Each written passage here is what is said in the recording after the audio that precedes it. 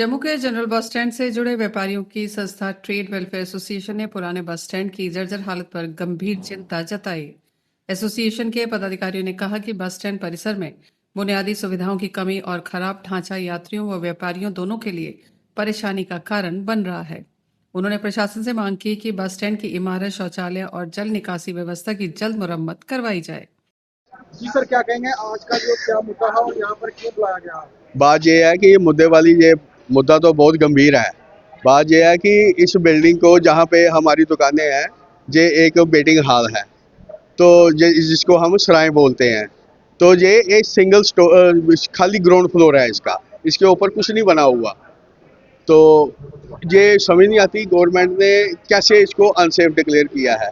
आप खुद देख रहे हो, इतने मजबूत इसके कोले हैं, पिलर जो खड़े हुए हैं इतने मजबूत है। इसके ऊपर इनके 4 मंजिल बिल्डिंग भी बनाई जाए ना, तो ये इसके पिलर हिलने वाले नहीं है।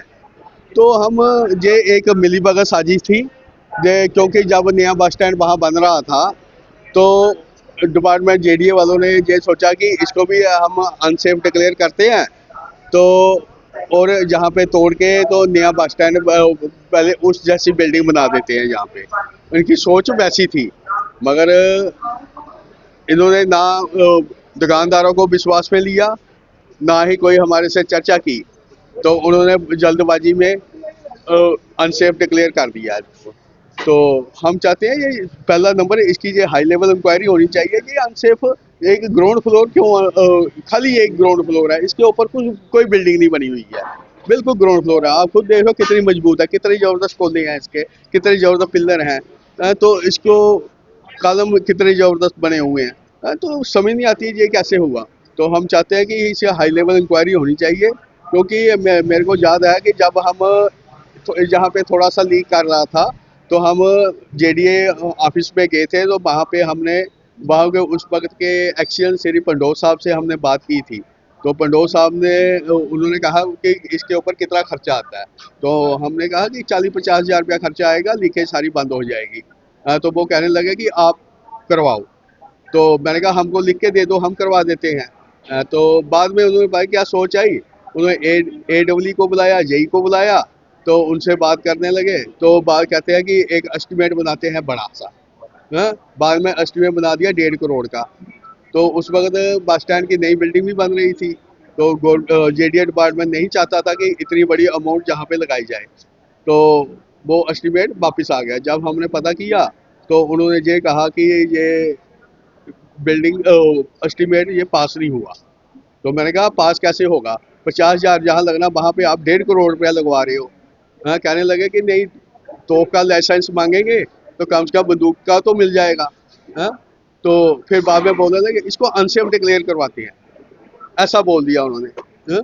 तो ये हमें समझ नहीं आई कौन सी टीम यहाँ पे आई थी अनसेफ डिक्लेयर करने के लिए। पहले उसने देखा ही नहीं, सर्वे नहीं किया, कुछ नहीं किया, तो ऐसे ही अननेसेसरी इसको अनसेफ डिक्लेयर कर दिया था। कब तक किया उन्होंने?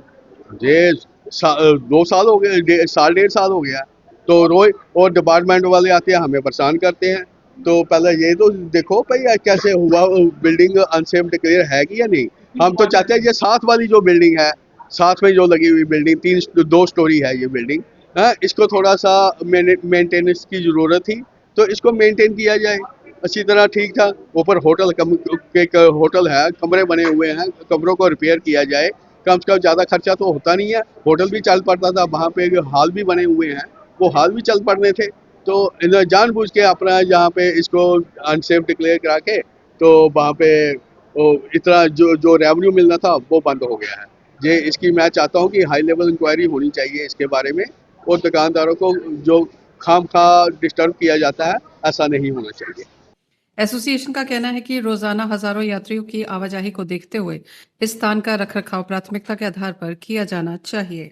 आपके माध्यम से यही कहना चाहूँगा, आप सिर्फ एक अपनी बिल्डिंग जो आपकी सबसे बड़ी नाकामी बन चुकी है, आप उसको छुपाने के लिए बाकी दुकानदारों को तंग करे जा रहे हैं। मेरी बात थोड़ी आपको कड़वी लग सकती है, बट आपने उस बिल्डिंग को जब बनाया गया और जो आपने प्लान पहले बनाया गया, उसके बाद जो आपके प्लान चेंजेस होते रहे, उस वजह का खमियाजा जो है आज सबको भुगतना पड़ रहा है। जो हमारे पुराने दुकानदार भाई थे, उनको आपने दुकानें तो अलॉट कर दी, पर 2 साल तक आपने ना उनको पानी दिया ना उनको लाइट दी, ऊपर से आपने उनको किराया लगा दिया ज़बरदस्त, फिर उनका किराया डबल कर दिया हर 3 साल में आपने।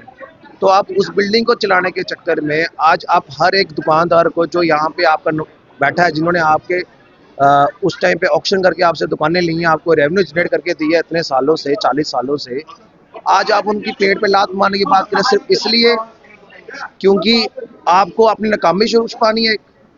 जिसका आपने इतना पैसा खर्च करके लगाया, आज आपने नाकामी छुपाने के चक्कर में आप उन लोगों की पेट पे लात मारे जो आज तक आपको रेवेन्यू जनरेट करके दे रहे हैं। और जहाँ तक इस बिल्डिंग की बात रही, ये बिल्डिंग एक सबसे बढ़िया बिल्डिंग आज तक जो उन्होंने बनाई थी उसमें से एक थी। क्यों?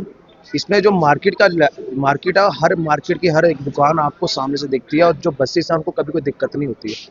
नए बस स्टैंड में आप जाएंगे, आज जो इन्होंने नई बिल्डिंग बनाई है जिसको स्मार्ट सिटी के तहत इन्होंने बनाया, वहाँ पे आपको आज स्मेल इससे ज़्यादा मिलेगी, गंदगी इससे ज़्यादा मिलेगी और रेवेन्यू इससे कम मिलेगा। क्यों मिलेगा? वो आपकी प्लानिंग की नाकामी की वजह से मिलेगा। दूसरी बात, यहाँ पे डोरमेंट्री थी उस टाइम पे, हर साल यहाँ पे टेंडर लगता था, गवर्नमेंट को रेवेन्यू जनरेट होता था। आज उस डोरमेंट को बंद हुए भी इतने साल हो गया, क्या गवर्नमेंट को क्या रेवेन्यू मिल रहा है? यहाँ पे कंटीन होती थी, इन्होंने वो भी बंद करवा दी, क्या रेवेन्यू जनरेट होएगा? आज यहाँ पे दुकानें बची हैं, 120 दुकानें बची हैं। 120 दुकानदारों क्या मतलब, वो उनका कोई लेना देना नहीं है डिपार्टमेंट का उनसे। आप आते हैं जी, अनसेव करके चले जाएंगे। अनसेव करने का क्या मतलब है जी? आप ये चीज़ समझाएं। अनसेव करने का मतलब वो है कि जब जान पे बात बने। आप सबसे बड़ी बात ये बताएं, अगर अनसेव ही करना था तो आपने पहले उस बिल्डिंग को बनाने से पहले इस बिल्डिंग को ठीक करते। बूढ़ा, जब घर में कोई बूढ़ा हो जाता, बीमार हो जाता, कोई यहाँ कुछ होता है, उसको उठा के घर से बाहर तो नहीं फेंक देते ना। बीमार को दवाई देके ठीक किया जाता है, दुरुस्त किया जाता है।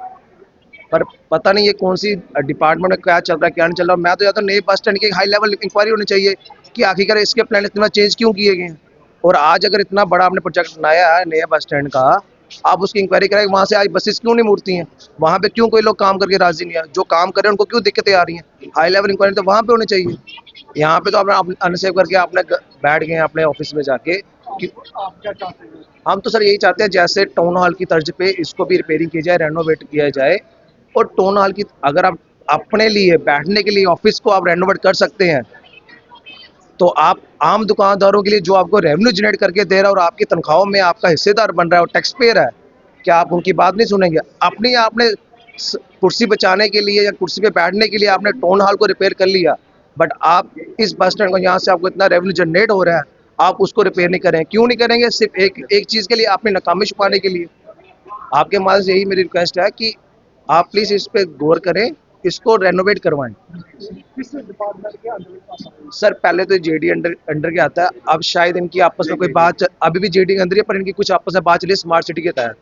अब मुझे नहीं पता इसमें क्या है, पर हमारी तरफ से यही है कि ये जेडी डिपार्टमेंट के अंडर ही आज भी यहाँ पे सब कुछ जेडी डिपार्टमेंट ही कर रहा है। तो जेडी डिपार्टमेंट को हमारे वीसी कंसर्न साहब को आपके सामने कि आप यहाँ पे खुद विजिट करके आपने एक कमेटी बनाए, इसका एस्टिमेट बनवाए। अगर टाउन हॉल रिपेयर हो सकता है सर, जो एक पहाड़ी के ऊपर है, जिसके रोज दसने जब बारिश होती है वहाँ पे दसता है और पेड़ नीचे गिनते हैं और रास्ते बंद होते हैं, ये तो एक समतल जगह पे है, यहाँ पे क्या नुकसान हो।